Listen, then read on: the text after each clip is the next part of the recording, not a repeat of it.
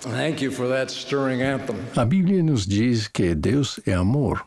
Ele é a perfeita personificação do amor. E confiamos extremamente na constância e no alcance universal desse amor. Como expressou o presidente Thomas S. Monson, o amor de Deus está lá para vocês, quer sintam que o mereçam ou não.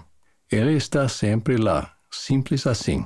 Há várias maneiras de descrever e comentar esse amor divino. Um dos termos que ouvimos com frequência hoje é o de que o amor de Deus é incondicional. Embora, de certa forma, isso seja verdade, a palavra incondicional não aparece em lugar algum das Escrituras. Em vez disso, o amor dele é descrito nas Escrituras como grande e maravilhoso amor, perfeito amor, amor que redime e amor eterno. Esses termos são melhores porque a palavra incondicional pode transmitir uma impressão equivocada sobre o amor divino, tal como a de que Deus tolera tudo e que não nos julga porque seu amor é incondicional, ou a de que Deus não nos faz exigências porque seu amor é incondicional, ou a de que todos são salvos no reino celestial de Deus porque o amor dele é incondicional. O amor de Deus é infinito e vai permanecer para sempre. Mas o que isso significa para cada um de nós depende de como reagimos a esse amor. Jesus disse, como o Pai me amou, também eu vos amei a vós. Permanecei neste meu amor. Se guardardes os meus mandamentos, permanecereis no meu amor, como eu tenho guardado os mandamentos de meu Pai e permaneço no seu amor. Continuar ou permanecer no amor do Salvador significa receber sua graça e ser aperfeiçoado por ela. Para receber sua graça, precisamos ter fé em Jesus Cristo e guardar seus mandamentos, que incluem arrepender-nos de nossos pecados, ser batizados para a remissão dos pecados, receber o Espírito Santo e continuar no caminho da obediência. Deus sempre vai nos amar, mas Ele não pode salvar-nos em nossos pecados. Lembrem-se do que a mulher que disse a Esrom que o Salvador não salvaria seu povo em seus pecados, mas de seus pecados. E o motivo disso é que com o pecado somos impuros, e nada impuro pode herdar o reino do céu, ou habitar na presença de Deus. E Cristo tem poder, recebido do Pai, para redimi-los de seus pecados, por causa do arrependimento. Portanto, enviou seus anjos para anunciarem as condições do arrependimento, que conduz ao poder do Redentor para a salvação de suas almas.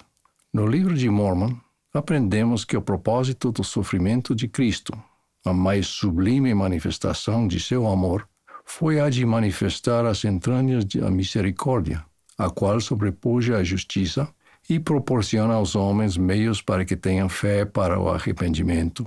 E assim a misericórdia pode satisfazer as exigências da justiça e envolve-os nos braços da segurança, enquanto que aquele que não exerce fé para o arrependimento está exposto a toda a lei das exigências da justiça. Portanto, apenas para o que possui fé para o arrependimento tem efeito o grande e eterno plano de redenção. O arrependimento é sua dádiva para nós, adquirida a um preço extremamente alto. Alguns argumentam que Deus abençoa a todos, sem distinção, citando, por exemplo, a declaração feita pelo Salvador no Sermão da Montanha. Deus faz que o seu sol se levante sobre os maus e os bons, e a chuva desça sobre os justos e os injustos. De fato, Deus realmente derrama sobre todos os seus filhos todas as bênçãos que Ele pode conceder, todas as bênçãos que o amor, a lei, a justiça e a misericórdia permitem, e Ele ordena que sejamos igualmente generosos. Não obstante, as maiores bênçãos de Deus estão condicionadas à obediência. O presidente Russell M. Nelson explicou: o maravilhoso buquê do amor de Deus, incluindo a vida eterna, contém bênçãos para as quais devemos ser merecedores, não direitos adquiridos sem dignidade. Os pecadores não podem fazer que a vontade de Deus se curve a deles e exigir que Ele os abençoe em seus pecados, se eles desejarem sentir o perfume das flores desse lindo buquê, devem arrepender-se. Além de tornar o penitente imaculado e sem culpa, com a promessa de que será levantado no último dia, há um segundo aspecto vital de nossa permanência no amor de Deus. Permanecer no amor de Deus permite que compreendamos nosso pleno potencial, que é o de nos tornarmos como Ele é. Conforme declarou o presidente Dieter F. Uchtdorf, a graça de Deus não nos restaura simplesmente ao nosso estado inocente anterior. Ele tem um propósito muito mais elevado. Ele quer que seus filhos se tornem como Ele. Nesse sentido, permanecer no amor de Deus significa submeter-nos inteiramente à vontade dEle. Significa aceitar a correção dEle, quando necessário, porque o Senhor corrige ao que ama. Significa amar e servir uns aos outros como Jesus amou e serviu a nós. Significa aprender a viver a lei de um reino celestial para que possamos suportar uma glória celestial. Para que Ele nos transforme no que podemos ser, nosso Pai Celestial pede que cedamos ao influxo do Santo Espírito e nos despojemos do homem natural e nos tornemos santos pela expiação de Cristo, o Senhor, e nos tornemos como uma criança, submissos, mansos, humildes, pacientes, cheios de amor, dispostos a submeter-nos a tudo quanto o Senhor achar que nos deva infligir, assim como uma criança se submete a seu pai. O elder Dallin H. Oaks explicou: o julgamento final não é apenas um balanço do total de atos bons e ruins, ou seja, do que fizemos, é a constatação do efeito final de nossos atos e pensamentos, ou seja, do que nos tornamos. A história de Helen Keller é, de certa forma, uma parábola que sugere como o amor divino pode transformar uma alma disposta a mudar. Helen nasceu no estado do Alabama, nos Estados Unidos, em 1880. Quando tinha apenas 19 meses de idade, contraiu uma doença não diagnosticada que a deixou surda e cega. Ela era extremamente inteligente e ficava frustrada ao tentar compreender e entender as coisas a seu redor. Quando Helen sentiu os lábios de seus familiares se movendo e se deu conta de que usavam a boca para falar, teve um acesso de raiva por ser incapaz de participar da conversa. Aos 6 anos de idade, a necessidade que Helen tinha de comunicar-se e sua frustração se tornaram tão intensas que seus acessos ocorriam diariamente, às vezes a toda hora. Os pais de Helen contrataram para a filha uma professora chamada Anne Sullivan. Assim como temos em Jesus Cristo alguém que entende nossas enfermidades, Anne Sullivan havia lutado contra suas próprias graves dificuldades e entendia a enfermidade de Helen. Não foi uma experiência agradável ao princípio. Helen batia, beliscava e chutava a professora, chegando a quebrar-lhe um dente. Anne finalmente conseguiu assumir o controle ao mudar-se com Helen para um pequeno chalé dentro da propriedade da família Keller. Com paciência e firme constância, ela finalmente conquistou o coração e a confiança da menina. De modo semelhante, quando passamos a confiar em nosso divino mestre, em vez de resistir a ele, permitimos que ele possa trabalhar conosco para iluminar-nos e elevar-nos a uma nova realidade.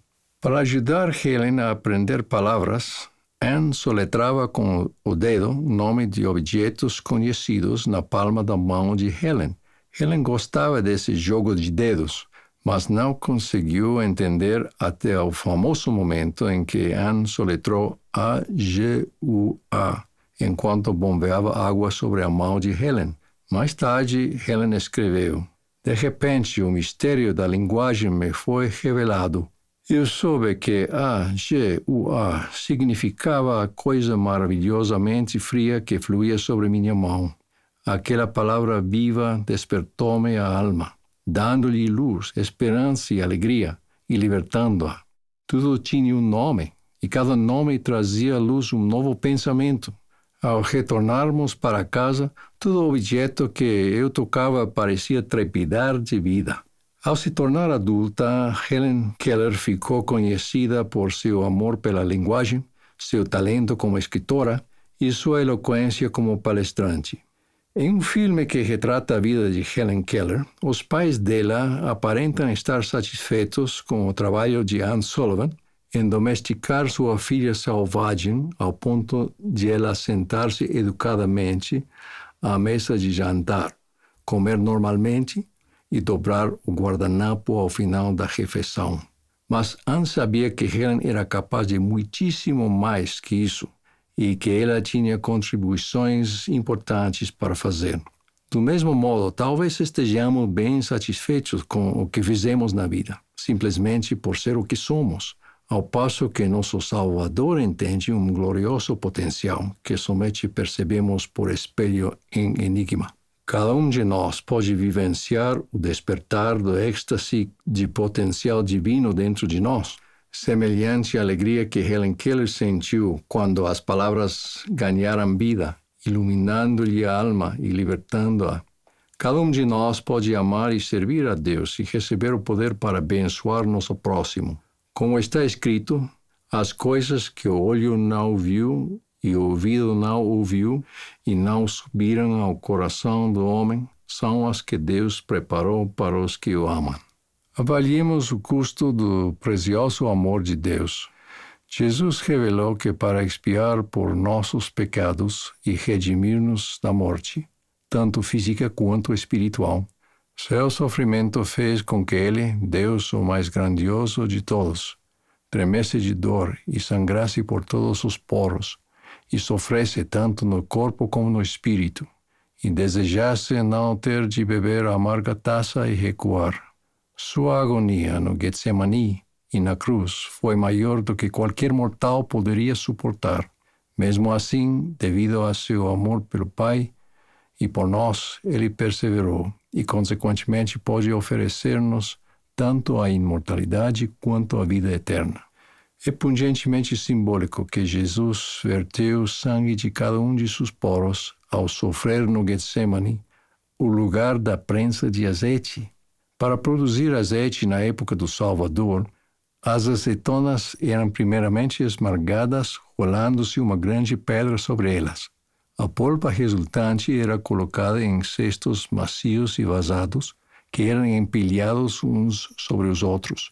O peso deles fazia escoar o primeiro e mais fino azeite. Depois era aplicada mais pressão, colocando-se uma grande tora ou trave em cima dos cestos empilhados, produzindo mais azeite. Por fim, para extrair as últimas gotas, eram colocados pesos de pedra em uma extremidade da trave para aumentar a pressão ao máximo. E sim, é verdade que o primeiro azeite a fluir é vermelho, da cor de sangue.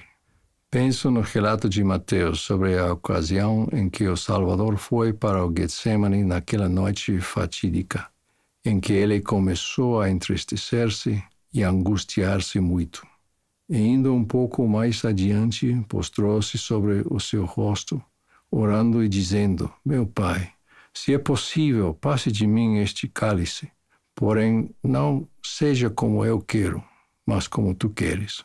Depois imaginam que à medida que a angústia foi se tornando cada vez mais profunda, ele suplicou auxílio pela segunda vez e, por fim, talvez no auge de seu sofrimento, pela terceira vez. Ele suportou a agonia até a justiça ser satisfeita, até a última gota. Ele fez isso para redimir a vocês e a mim. Que preciosa dádiva é o amor divino! Certamente Deus chora por quem rejeita esse amor. Não havemos de amar aquele que nos amou primeiro? Então guardemos seus mandamentos. Não havemos de ser amigos daquele que deu a vida pelos seus amigos? Então guardemos seus mandamentos. Não havemos de permanecer em seu amor e receber tudo o que ele gentilmente nos oferece? Então guardemos seus mandamentos. Oro que permaneçamos plenamente em seu amor. Em nome de Jesus Cristo. Amém.